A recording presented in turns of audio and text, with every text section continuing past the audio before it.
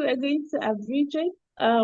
Thank you, Mr. Tahid, for such a fantastic presentation. And I really do not need to go back. I think he has really laid a very solid foundation for today's discussion, right?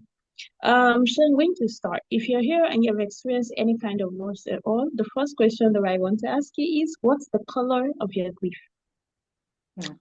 And talking about loss, Mr. Sahih spoke about how loss is not just about when somebody dies. It could be that you've lost a dream that you cherish so much. You've had to move locations, you've lost a job, you've lost a huge amount of money or investment.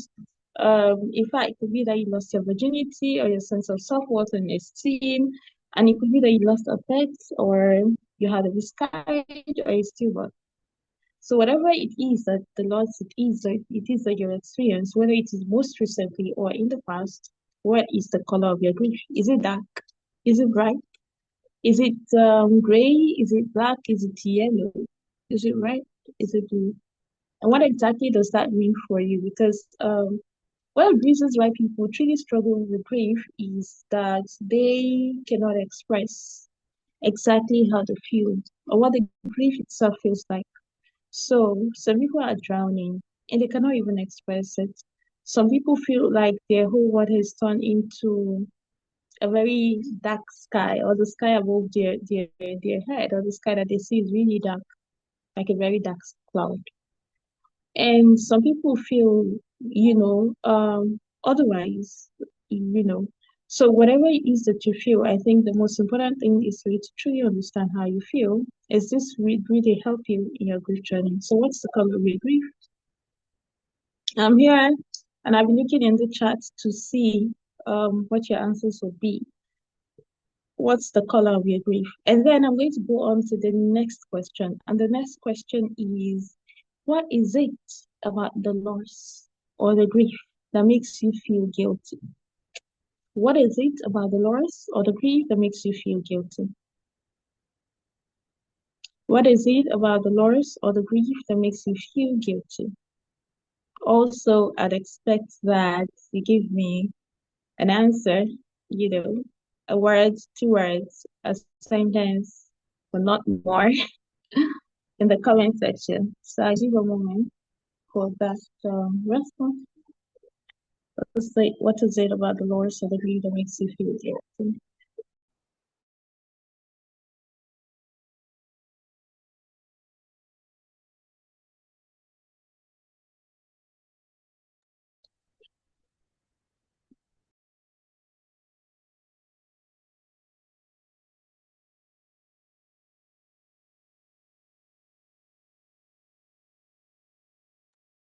Okay, so I'm here waiting for your answers. Anyone? And you can unmute if you want to. So I'm going to look in the participant section and see who is here. I have Aicheji, Amina, Kerry, Ashake, Lovechi, Dima, Janet, Kudira, Modupe, Mogo, Indudi, Orobon. What is it about your grief or the loss that makes you feel guilty? Someone answer me. Hello, Obi, these participants are dull. What's going on? Me, I don't like dull rooms. I don't understand myself. Okay, so Obi says not having enough time. Say that again. Not having The time to say goodbye or having enough time with the person before they leave. Okay, not having that time to say goodbye or having enough time with the person. Also, that's very valid, very, very valid. Who else wants to say something about, the guilt that they perhaps feel as a result of the loss? Remember, Mr. Said spoke about how, sometimes you feel guilty because you feel you're not grieving enough, or because we feel we didn't do enough, right? There's always this feeling of I could have done more, I should have done more. If I had done this, maybe it would have been better, or I didn't show up, or all of that. And those are really very valid emotions that we feel when we experience, losses, right? So the first thing you need to know, it needs to be established, and which is the angle I'm going to go to as self-care, is the importance for you to show yourself some compassion And then the importance for you to allow yourself to forgive yourself. Wherever there is guilt, there is need for self-forgiveness. Where you feel like I could have done better. Oh, I feel so bad. I didn't go to see them when they were sick. Oh, I should have we should have taken them to the hospital better. I should have done more. Whatever it is that you feel guilty about, then it would mean that if that guilt exists, then you need to forgive yourself. You need to forgive yourself for the things you feel you could have done that you didn't do, the parts you should have played that you didn't play, or you couldn't play. Sometimes we find ourselves in very, very tight scenarios that does not even allow us, maybe we're going through our own thing. And I'm going to give you a very, very clear example. So I'm going to give you a very quick insight into what my own experience with loss has been. I've lost my mom, I've lost my sister, I've lost two aunts, I've lost my dad, I've lost I lost my grandparents, all of them, the three of them in 2019. And I've lost a spouse before, right? So I've experienced very major losses of loved ones, right? Now I'm going to share you an experience of loss where I truly did feel guilty. One was the loss of my dad. As at the time that my dad died, it was only just 3 months that I lost my first spouse. And so that you have to be in a form of seclusion, not so strict as such, but there was a limitation kind of on the things you do and the places you go, and of course your interaction. The idea is to do so that you truly process the grief, see if you're pregnant, so many reasons why that exists, right? So it was just barely 3 months. It was just 3 months. It was exactly 3 months. And so I couldn't move from my location. My dad was ill. They said, your dad is ill. Okay. He had a tummy ache. Oh, okay. He's spotted. Okay. And then he's in the hospital. Okay. There is diabetes. Okay. And I'm like, okay, I need to go now. Right. And then a few days later, I talked to him on the phone and he's able to speak to me. And I'm like, oh, daddy, you feel better today? I said, oh, yes, I felt better. And that was the last time. That was the last time. Right. So, and for a very long time, the guilt sat on the next flight to go and see him to say my goodbye. I should have done this. I should have. There was a lot of that, you know. But with the predicament that I was in, I was also in a very hard place. It wasn't easy for me to just move, and there was this, feeling good that it feels better. I can talk to me now. Yeah, he couldn't speak. In the early days when I got to the hospital, and then you can speak now. So it was more like, it's feeling better. So I can go later. I can go see him later.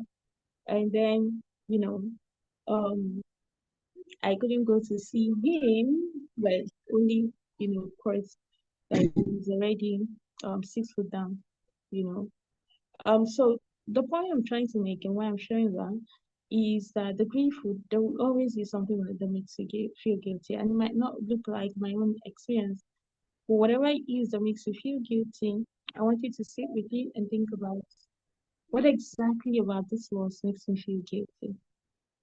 Now, do you ever find yourself you're sometimes you're trying to just leave. You're simply leaving. You're simply leaving. And then you're catching yourself back. Like maybe you're watching something on TV or you saw something online and then it makes you giggle.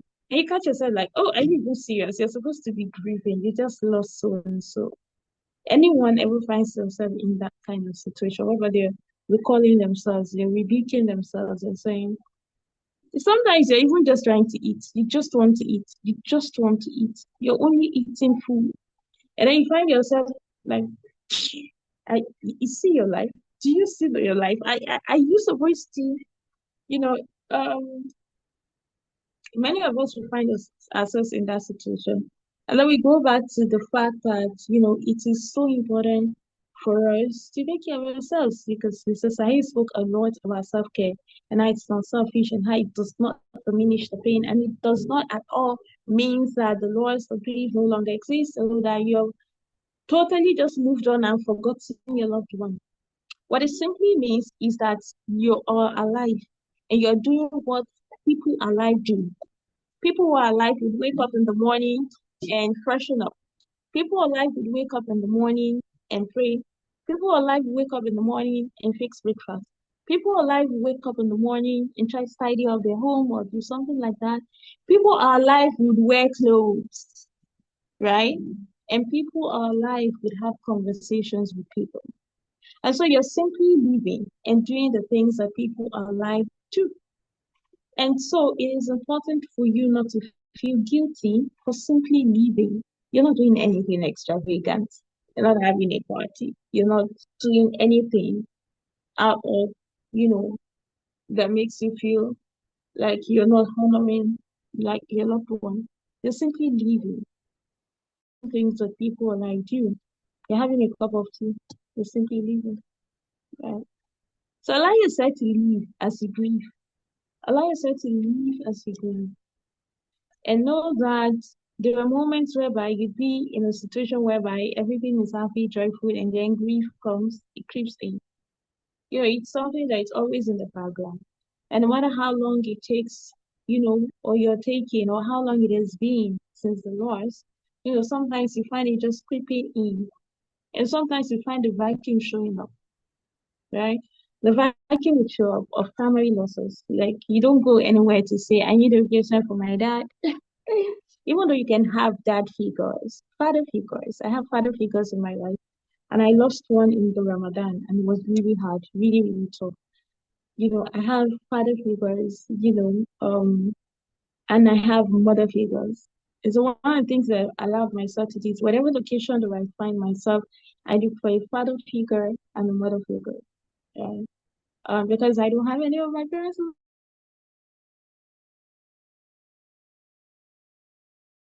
Right. So, um, and so know that you need to allow yourself to live as you grieve. That's the point I'm trying to make, right?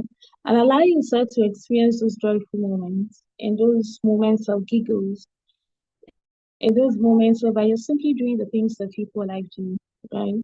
So while you grieve, and like Mr. Said said, none of that diminishes your pain or your loss or discounts the existence of it.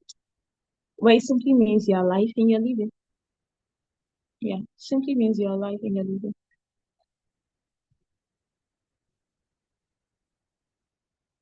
Okay, it's also important for us, moving on, it's also important for us to show ourselves compassion. It's so easy. We're so kind to other people and then we're very, very brutal with ourselves, we we're very harsh. We're not really nice to ourselves. And we need to be nice to ourselves. Not nice, okay, maybe kind to ourselves. Not, of course, nice we can be, but kind. We need to be kinder to ourselves. And um, so I think that oftentimes people would ask me, where does self-care start from? I think it really does start with self-compassion.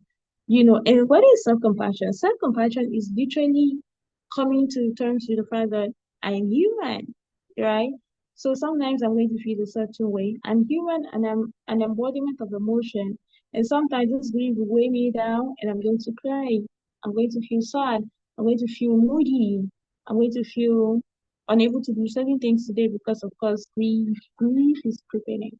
So first, it's that you're human. You understand your flaws as humans, and then you understand your peculiarities as a human being. And peculiarities include, of course, you're an emotional being, so you're bound to be happy today and sad tomorrow.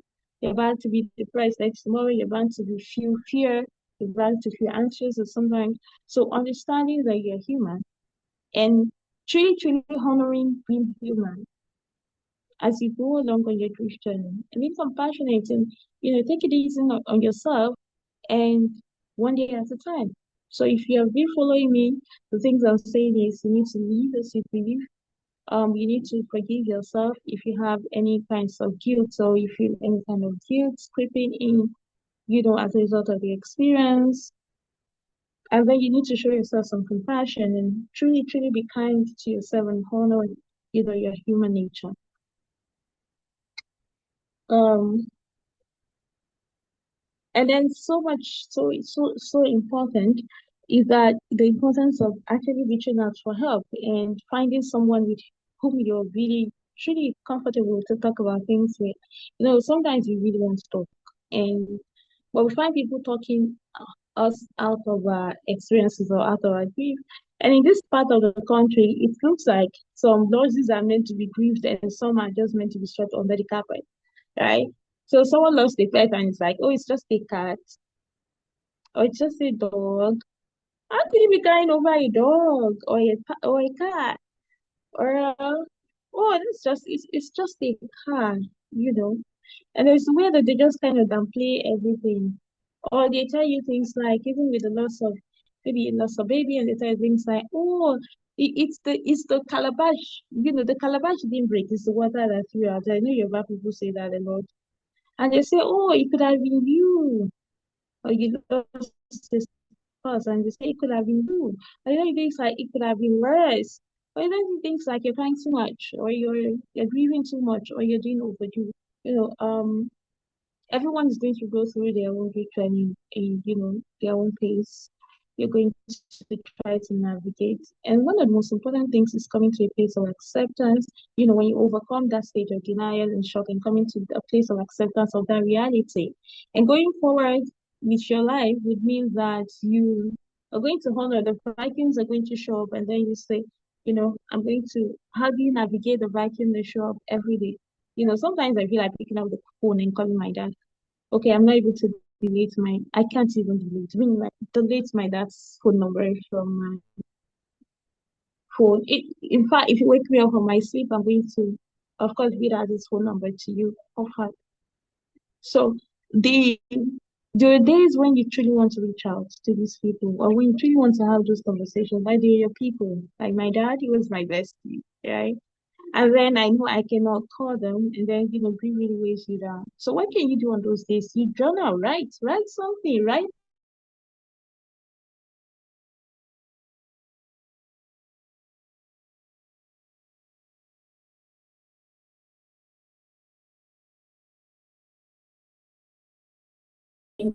and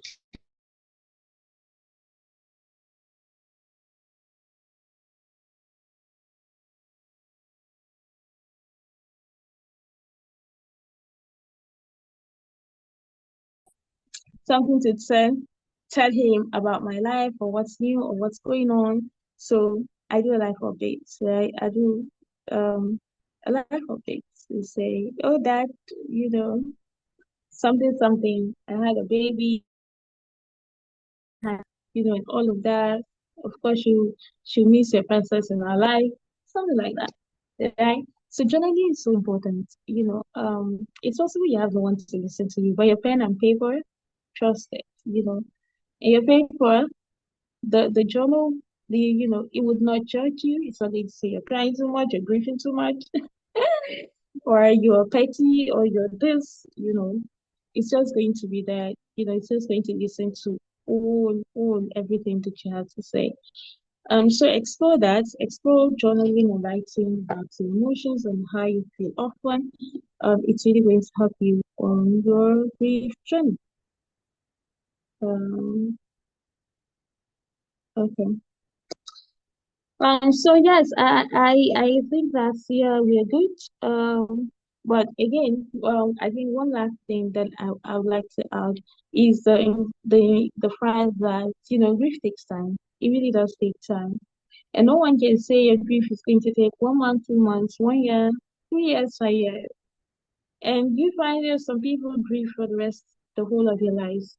But the thing is that you're not going to stop because you're grieving, because life itself will not stop for you, and time itself will not stop for you. The clock itself will not stop ticking. So while you're taking your time, please don't take forever. While you're taking your time, please find a way to take care of yourself. Find a way to get help if you need help and you find that your grief is starting to become complicated. You know, find a community, and we have a community called the Grief Recovery Support Circle. Find a community where everyone understands you, where you feel safe, you know But do not at any point in time, think that that's the end and you're just going to stop living as a result of that. So as you go on, the grief is going to weigh heavily on you, but you're going to move forward. So you're going to ask yourself today, what's the one step I'm going to take, ahead, even though the grief is there. And as you go on like that, finding coping mechanisms for yourself, of course, empowering coping mechanisms, allowing yourself to live because you're alive, allowing yourself to grow, you find yourself growing around your grief, and it now starts to look like, oh, the grief is very tiny. And that's the thing that, when people see me, they be like, oh, she's really gone, overcome it. No, it's not, it's still the grief has suddenly disappear, or there are days when I don't shed a tear or two. It is because I've allowed myself to grow over my grief and I'm allowing myself to move forward with life even as I grieve. And so it now looks like the grief is so tiny or non-existent. It's because I've allowed myself to grow around my grief. So allow yourself to grow around your grief. Even as you grieve, grow, learn, find a support group, reach out for professional help, read self-help books, journal, take care of yourself. Sometimes just go out and stare at the sky. Sometimes go, if you have water areas around you, go. Sometimes if you have gardens around you, green areas, go.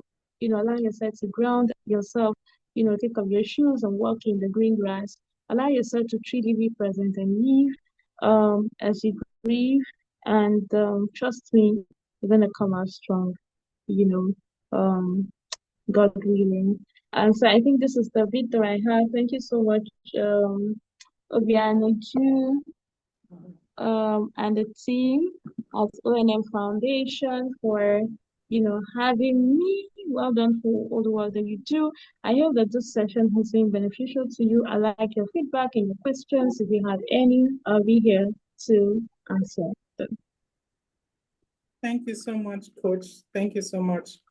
And I actually took a lot because just like you said, grieving takes time. And I remember when I also lost my mom, it actually took me 3 years to fully gain myself because she was someone that I was really, really very close to. And it's actually good because you said something that was really important about joining communities that could help. So could you give us why do you think these communities are important, when it comes to you trying to overcome grief?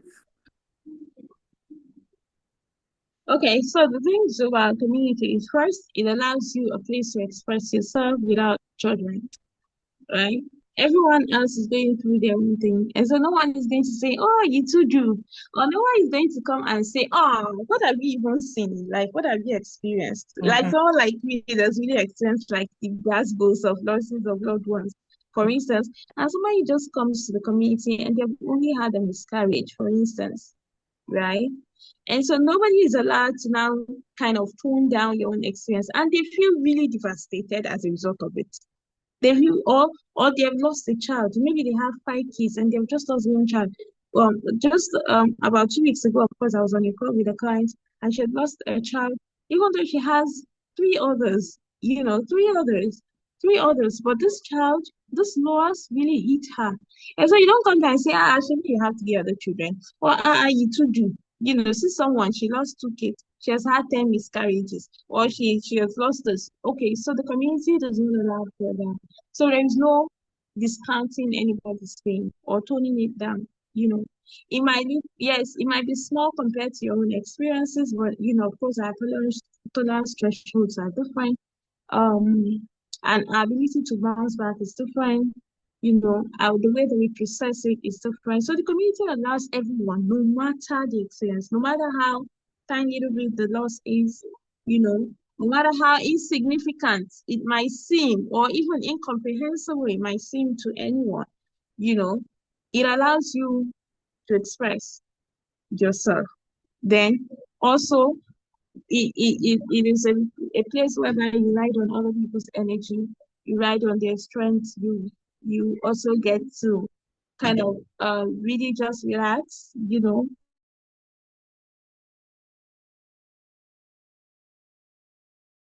let's to forge ahead. Okay. Thank you for that. Thank you for that. Because it's really important that people understand that the importance of community. Now, I used to say that if I'm probably around that time when during my mom's demise and everything, if there was a community I was probably particularly involved with at that point, maybe the grieving process would have been a lot easier for me, you know, and this is not just me, this is for other people as well. So at the end of the day, we don't have people just join, or rather, they don't even see the importance of what these things are. And which is one of the reasons why we are trying to see that for we're trying to see that for the foundation, we should be able to build a community that will help women be vulnerable without being judged, without being judged, without somebody coming to say, see you, now only you when your mama don't die, or now only you when your papa don't die. Because these are the things that people, you know, say. I've heard it. And you know, some people don't know how to talk. Like there was a time I was with someone, and the next thing she was like, hey, my mama senior, your mama for heaven. And I was like, oh wow. Oh wow. You know, so I want to thank Coach Bashirat for this. We also are building a community, and we probably would be liaising with our coach for this and to see how we can have more women that will be stable emotionally, especially after loss, after grief, and after, you know, being in a state where, a state of disbelief, being in a state of disbelief. So that's where we will be coming in as a community. Okay, so there was a question. So, Coach, should we read this out where you have your grief hub so that people can join as well? Should we say that out? Oh, sure. You know, if there's anyone who wants to join the community, they're free to.